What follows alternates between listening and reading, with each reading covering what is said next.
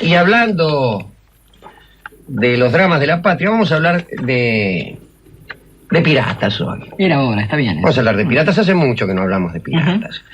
Usted sabe que los ingleses, que fueron durante siglos beneficiarios de la actividad de los piratas, como que se podía llegar de pirata a almirante, y que además era esta una actividad prohijada por la corona. Auspiciada por el poder, sí. Bueno, los ingleses, digo, terminaron siendo víctimas de su propio invento. Los barcos ingleses eran víctimas de los piratas. No de los piratas ingleses, quizá, o a veces también. Sí. Pero en todo caso ellos habían inventado la piratería. Pero es así que el rey de Inglaterra decretó la persecución de los piratas, pero ofreció el perdón a quienes los demandaran humildemente antes del 5 de septiembre de 1718. De todos modos, a pesar de ese decreto, habrá piratas para 100 años. Todavía durante 100 años más siguieron los piratas dando vueltas por ahí. Después el siglo XIX se los comió. Yo quiero hoy recordar a 3 piratas, 3 de los últimos piratas, particularmente a uno de ellos, a quien recordaremos quizá con mayor extensión. Y el primero es uno a quien el cine popularizó bastante. Se trata del Capitán Teach, Barba Negra, vamos, el pirata Barba Negra, llamado así porque tenía la barba negra. Ah, mire usted. Fíjese qué originales que eran en el Caribe para poner apodos. Y Barba Negra, bueno, se acogió a este perdón real y se presentó ante el gobernador de Carolina del Norte, en el Mississippi, y reclamó su perdón humildemente, como correspondía, y el gobernador lo perdonó. El pirata reformado, pues se casó con una niña de 16 años, lo cual era lo muy pirata que era. Sí, lo poco reformado que estaba. Sí, y el gobernador fue incluso testigo del casorio, lo cual ya me parece demasiado. Sí. De todos modos, ni bien terminó la ceremonia, Barba Negra se metió en el buque y al poco tiempo el terror empezó a cubrir nuevamente el río. Porque empezó el pirata Barba Negra a saquear aquí y allí. En realidad, el pirata de río más bien saquea aldeas que no barcos, por más que los hay también. Y pues en los campanarios de las aldeas, las gentes estaban espiando, aterrorizadas, esperando ver las barbas del escocés, porque escocés era el Capitán Teach. Llevaba encendidas unas mechas bajo el ala del sombrero. Dice que extraño. Imagínense, ala del sombrero, mechas encendidas. Por otra parte tenía las barbas muy largas y trenzadas con unas cintas. Era un manflorón de lo peor, me parece a mí. Pero tenía unas mechas. ¿Para qué servían estas mechas encendidas? Primero, para darle un aspecto diabólico a su cara, lo cual convenía a su profesión. Conviene cuando uno es pirata tener una cara diabólica y atemorizadora. Sí, de esas que de algunos hombres que no precisan perro, como solemos decir aquí. Yo creo que la cara es muy importante en ciertas actividades. Sí. Porque si uno se dedica a pirata y tiene cara de vigilante provincia, difícilmente le lleven el apunte. Pero además utilizaba estas mechas, el Capitán Barba Negra, para dar fuego a sus pistolas. Rápidamente tiraba, prendiendo las pistolas en las mechas que tenía colgadas del ala del sombrero. Ahora, pregunto yo, ¿cuánto le duraban encendidas las mechas? Bueno, es probable que, estaba pensando Alejandro, que justamente esto de las trenzas es una costumbre naval, así que es muy probable que esas trenzas estuviesen untadas con alguna brea, que era lo que se usaba para estos menesteres, razón por la cual nuestros marinos aquí en la Argentina usan eso que llamamos el patito en la espalda. Claro. Ahí se apoyaba la crencha engrasada de los marineros. Claro. Y es posible que esas trenzas tuviesen alguna brea o algo así que le permitiese tener, más que la mecha encendida, una especie de brasa, como esos gorritos para niños que se venden ahora y que tienen lucecitas. Que sirven para piratas. Claro. En la casa todo para el pirata se puede adquirir.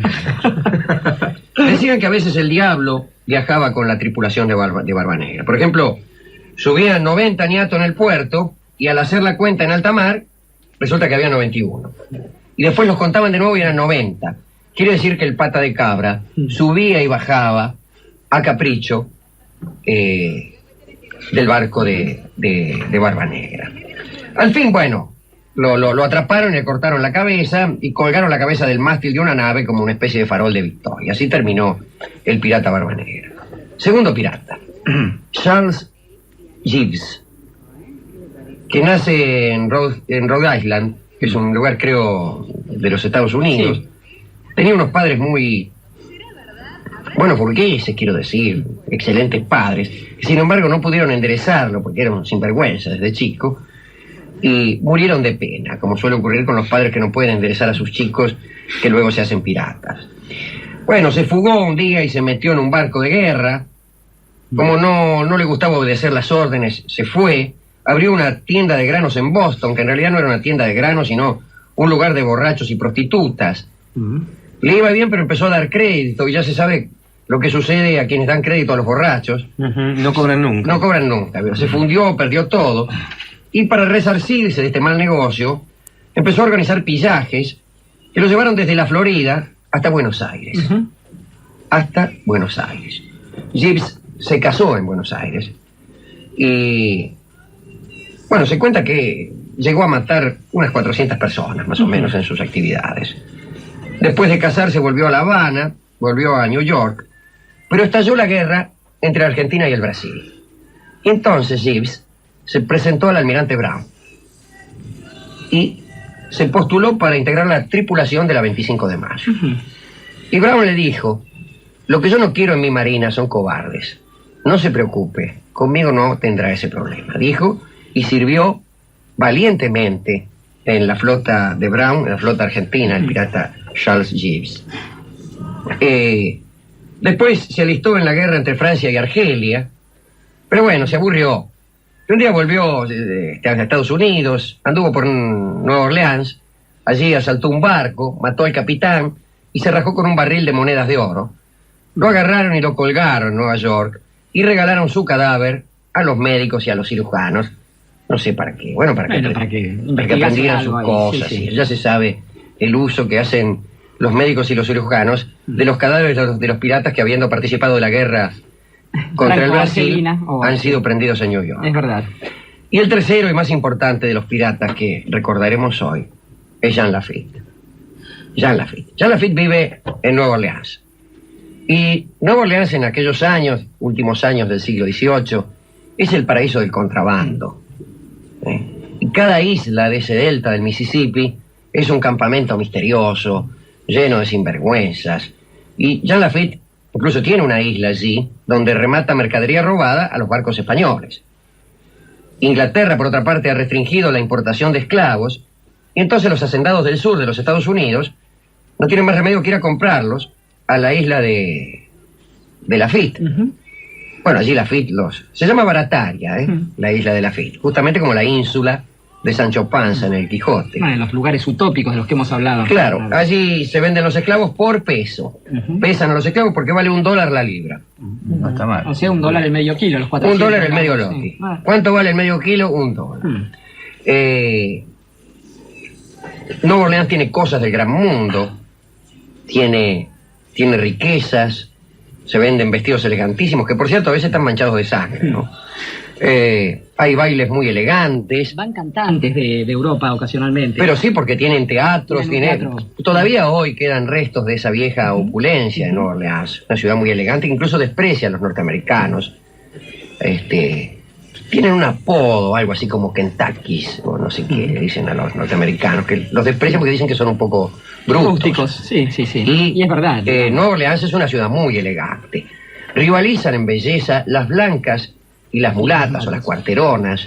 Incluso hay hasta una ordenanza por ahí que prohíbe a las cuarteronas y a las mulatas vestirse con la misma elegancia de las blancas para evitar una competencia que las blancas juzgan desleal. De todos modos, se dice que viene gente de todos lados para ver las minas que hay en Nueva Orleans. Y si uno no viaja 5.000 kilómetros para ver una mina, para ver qué demonios. Sí. Bien. Están de moda los duelos.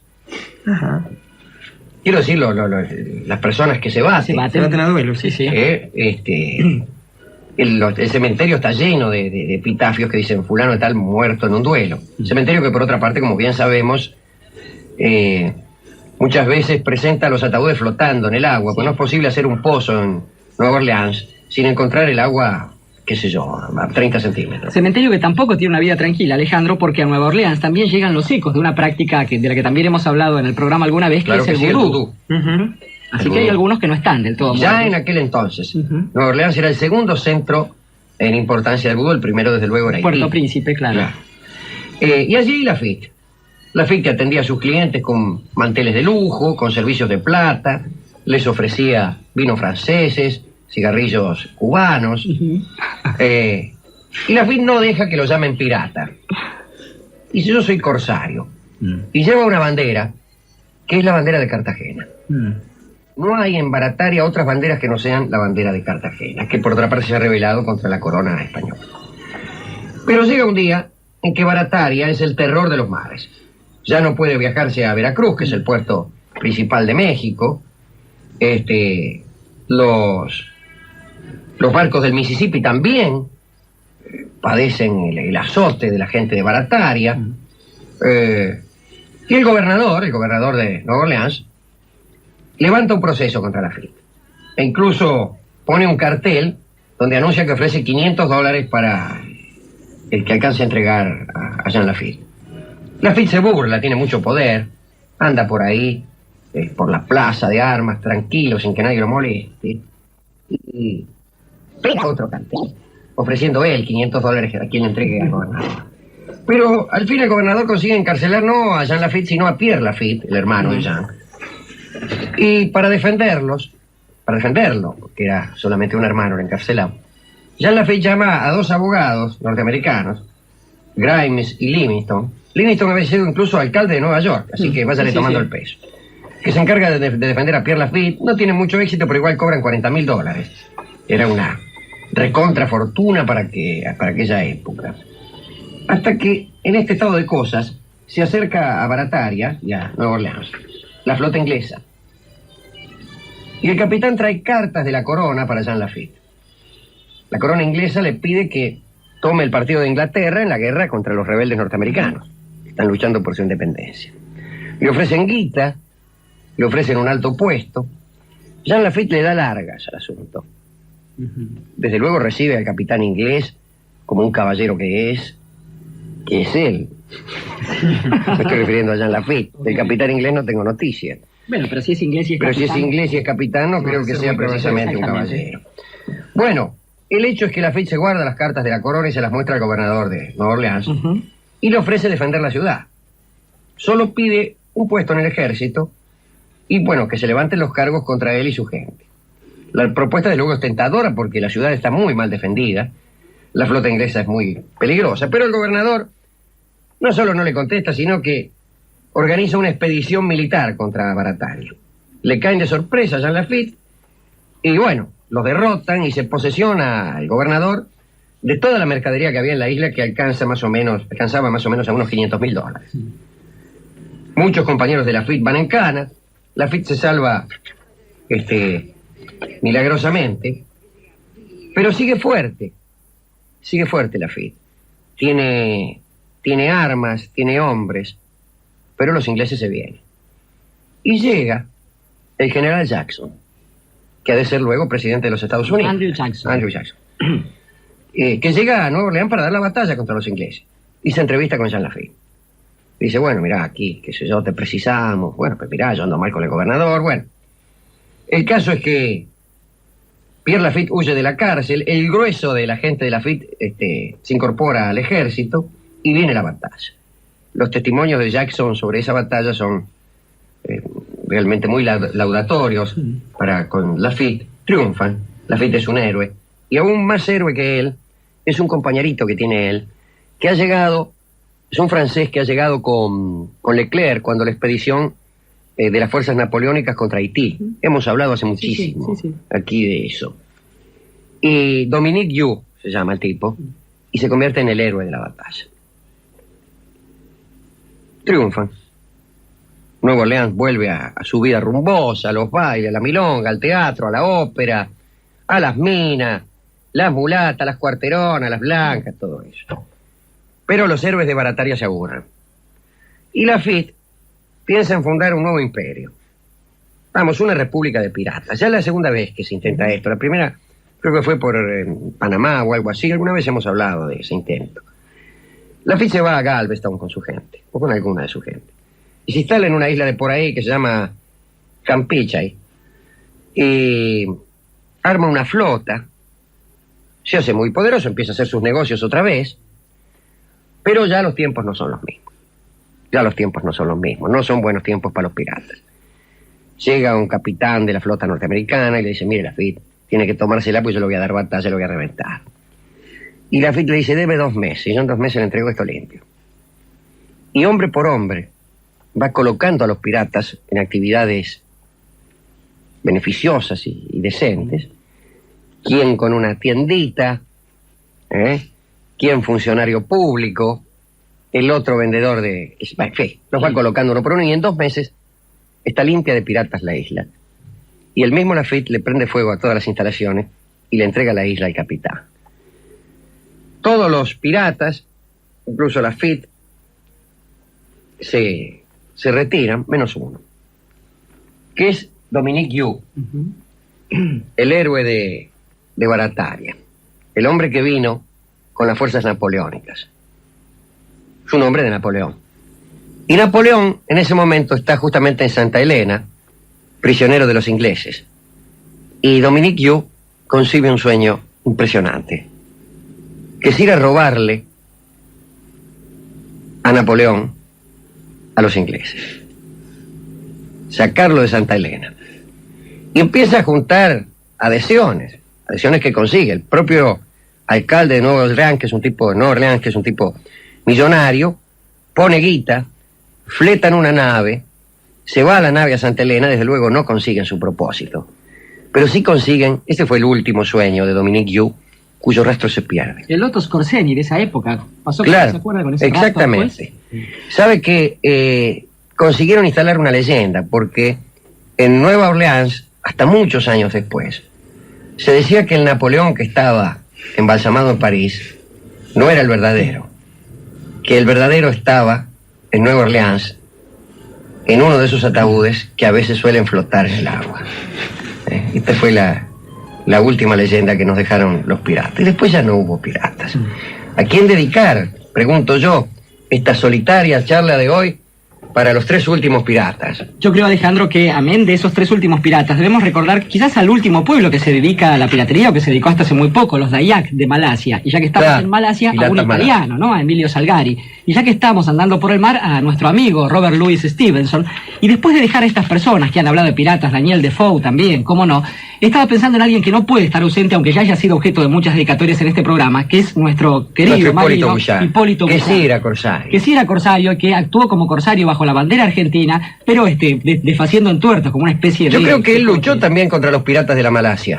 Creo que tuvo un encuentro con piratas malasios, no estoy seguro, no estoy seguro, pero casi me atrevería a asegurarlo. De todos modos... Ante él, desde luego, el gobierno argentino recibe el primero de los reconocimientos que recibió en el mundo. En Hawái es esto. Claro. Una de las islas de Hawái, por intermedio de su jefe, su cacique, no sé cómo demonios se llamaría, resulta ser la primera nación del mundo que reconoce el gobierno argentino, ante Hipólito Bouchard. Hemos dicho que tomó durante algunos días California. Eso desembarcar esclavos de un barco en alguna Sí, esto en Mozambique. En Mozambique encontró unos traficantes de esclavos y después de discursiarle a los tipos los hizo largar a todos. De modo que corsario y héroe y patriota, tal como era Bouchard, de todos modos cada una de sus hazañas parece una de piratas, y por eso esta dedicatoria. Bueno, muy bien. ¿Y qué podemos dedicar sino una de piratas? Eso mismo. Y hoy vamos a postergar el tango para el segundo turno, y como es Serrat el que canta una de piratas, que vaya una de piratas para Bouchard.